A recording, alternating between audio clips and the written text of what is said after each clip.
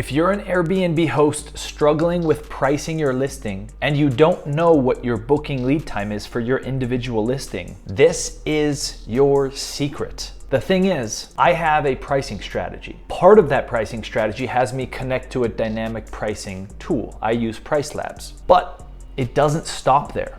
Because those tools, you might be surprised at the end of this video once you understand how crucial your booking lead time is to your occupancy. None of these tools use booking lead time, including Airbnb's own algorithm, Smart Pricing. It blows my mind, to be honest, because this metric is so crucial, and I'm gonna show you into my dashboard. I'm not just gonna tell you my pricing strategy is so good, I'm gonna show you what Airbnb thinks of my pricing strategy. And then if you think you're doing good pricing, you can confirm that with what I'm about to show you in the dashboard. Actually, let me start with that so that you can have some confidence in what I'm saying is truthful, because I know there's a lot of teachers out there nowadays preaching about how great they are at this and that, but without real solid proof. So I'm recording my screen. Editor, there will be no cuts during this time.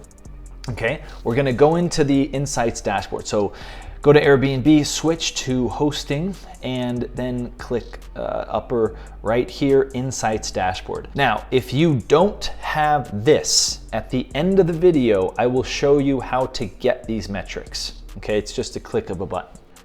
Go down to occupancy and rates.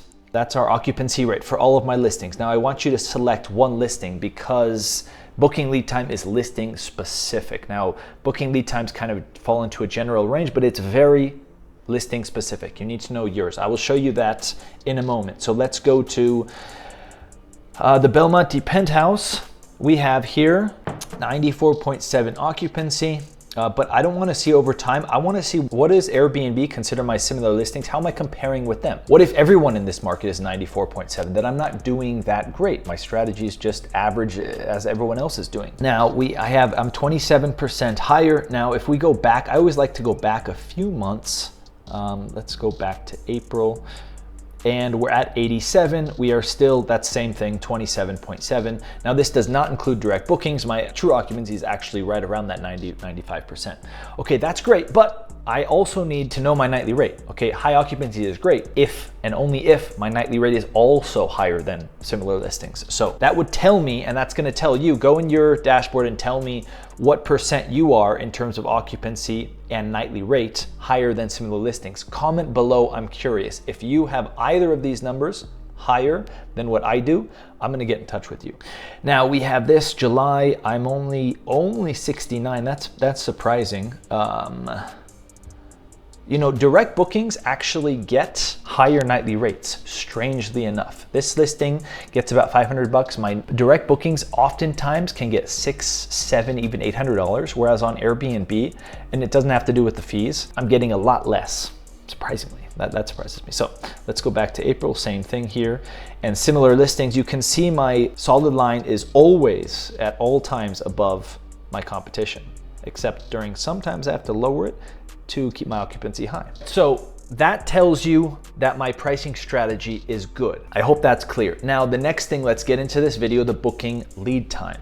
If we want the booking lead time, go to conversion, booking lead time. I'm gonna keep it on this one listing because booking lead time is specific for your one listing. The thing about my pricing strategy is that it's an overall strategy, but it's applied on an individual basis. It works for every market on the globe. As long as you're dealing with occupancy and we're in short-term rentals, my pricing strategy is gonna work for you. It just slightly depends on your market. You will see in a moment. All right, so let's see.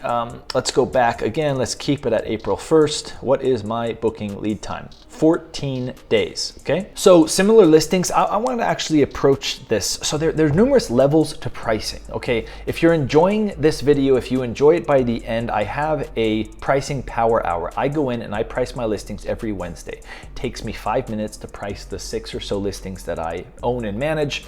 I am now letting people from the community in. There is a subscription fee. You can cancel it anytime. You can try it out for 1 month. It's very cheap. I'll put a link in the description and I'll talk a little bit more about that at the end. Now, similar listings. Okay, this is my booking lead time for the listing in question, Belmonte Penthouse.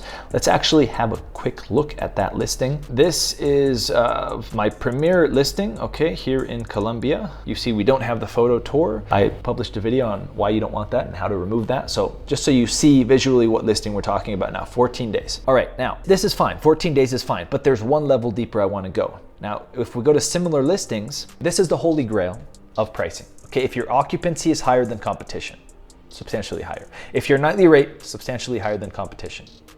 And if your booking lead time is lower, that means you're doing things right. Why? If my booking lead time was higher than my similar listings, why would somebody book me twice as far in advance as another listing? Because I'm offering the best value, not necessarily about price. It's what I'm offering.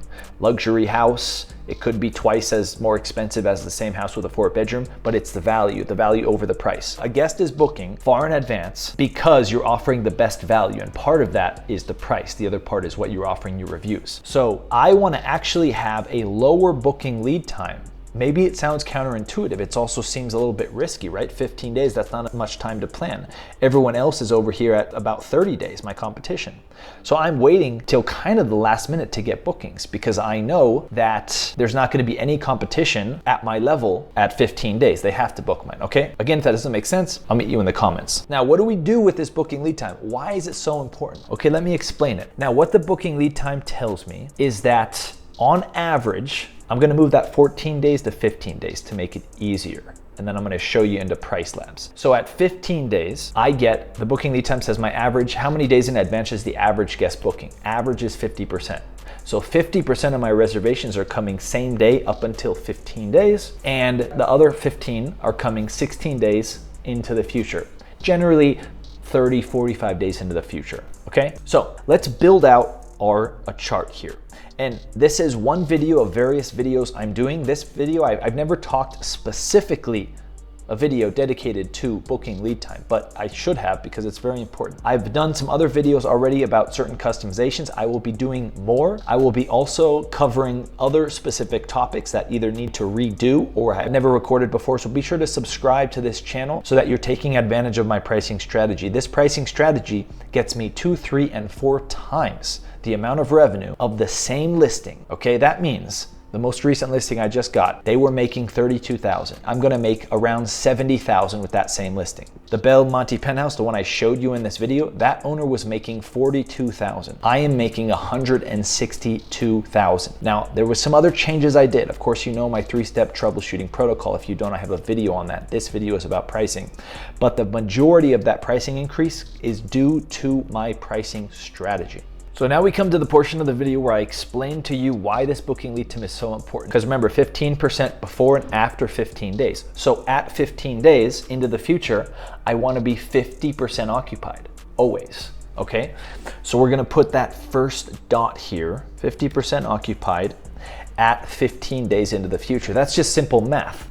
There's a wrinkle to this I will explain after I explain the basic concept, something you have to consider if you have a lot of seasonality in your market. But for now, let's continue with this. Now, if I want to be 50% occupied at 15 days at my booking lead time, so if your booking lead time is 30 days, you want to be 50% occupied at 30 days into the future, how much would I want to be occupied at 0 days into the future or today? In an ideal world, I want today to be occupied 100% of the time, right? So at 0 days into the future, I want to be 100% occupied. So then going with this math, how much do I want to be occupied at about 7 days into the future? 75% occupied, right? So double your booking lead time at 30 days into the future, I want to be about 25% occupied. And then at 60 days into the future, I don't actually want to be 0%, I want to be 5 or 10%. The reason why is because far out premiums. The further you go out, you should be getting a premium. There is going to be a video on this because typically these tools charge too much of a premium and you don't get any far out bookings. But you really want to get some far out bookings. Would you not rather get a 5 or 10% premium 60 days in the future, or would you try and go for a 20% premium and not get any bookings? Okay, so we'll go over that topic when we come to that video. Now that's it. How easy is that? Booking lead time takes out the decision. So we monitor our pricing every Wednesday. What happens if I'm at 80% occupied at 15 days? I'm going to be raising my base price. What if I'm occupied at 20% at 15 days? I'm going to be lowering my base price. How much do I lower my base price? 5%. Okay? That means if you're at $200, you're gonna be lowering at about 10 bucks, you know, 5 to 15 bucks, depending on how drastic the change is week to week. That's it. Now, the one wrinkle I mentioned at the beginning, and then I will show you how to get that insights dashboard if you don't already, is let's say, the example I just went over is if you're expecting 100% occupancy, or let's say 90% occupancy for that month. The little wrinkle, what if your market occupancy expectation for that month, let's say we're in slow season or shoulder season, is not 100%, it's actually 60%. Then we're gonna chop everything. So instead of, we're gonna divide that 60 by 2. We divided that 100 by 2 to get the 50% at 15 days into the future, right? Now, if we're in slower shoulder season, we would divide that 60 by 2. So in this month, we don't want to be 50% occupied, we want to be 30% occupied. That's important because if we want to be 50% when realistically we're only going to get 60% that weekend, your occupancy will be high, but your nightly rate will be low. Remember that chart we went over at the beginning? So you need to adjust it. Now, how many times should you adjust it? We are a small team here, so we're not getting super detailed. The booking lead time changes on a daily basis. The seasonality changes every month. I would look at your seasonality for your market in your size home, and then I would make up to 2 changes. So if there's 2 seasons, up to 2 changes. I'm not really gonna do 5 different changes. Okay, this month it's 60, this month it's 75, this month it's 90. I'm just making an estimate. This strategy is okay with that. I'm doing this, I'm making estimates and I'm still beating the competition. So we need to understand how much more detailed do I wanna get and the time it requires to get that detailed, and how much extra income am I earning from that? So I have found a happy medium. So up to 2 times per year, you can change your booking lead time and your booking targets, which is what we went over as well. Our booking targets is 50% at the booking lead time, or during slow season, 30% at the booking lead time. It's 50% of your expected occupancy, okay? So if we're at 30% at the booking lead time, then how much do we wanna be booked at today? We want to be booked about 60% of the time, right? That's our expected market occupancy. Now going out 7 days into the future, 45%, okay? And so on, 15%, and let's say about 5%. Now, just as we adjust our booking targets, we also are going to adjust potentially our booking lead time. If there's extreme seasonality, there's probably also extreme booking lead time changes. So if your booking lead time changes from, you know, it's 15, it changes from 11 to 19, just keep it at 15, okay? We're still monitoring prices, remember. Pricing is not set it and forget it. If, however, your booking lead time goes from 30 to 75 days, then yeah, let's change it once a year. Okay, it's 30 days during busy season from June to October, and then it becomes 75 days from November to May.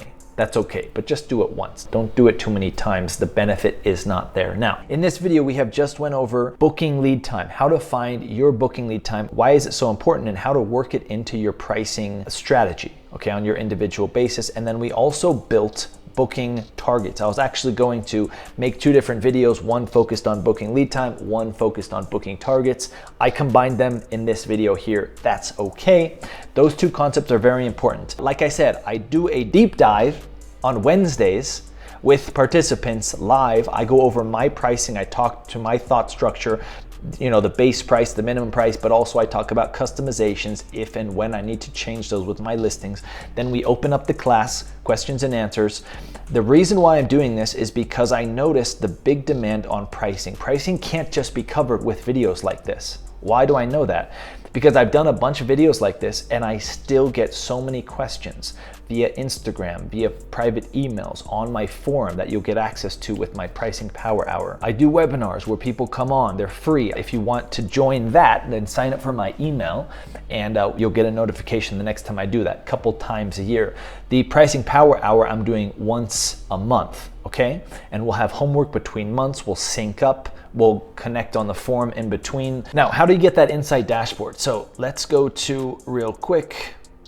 If you don't have that insight dashboard, go to your settings, click professional hosting tools, click manage, and you're gonna have a button to press here. I'm already using it, okay? If you're not using it, you have a button there, click that button and then go back to the insights dashboard and you will get it.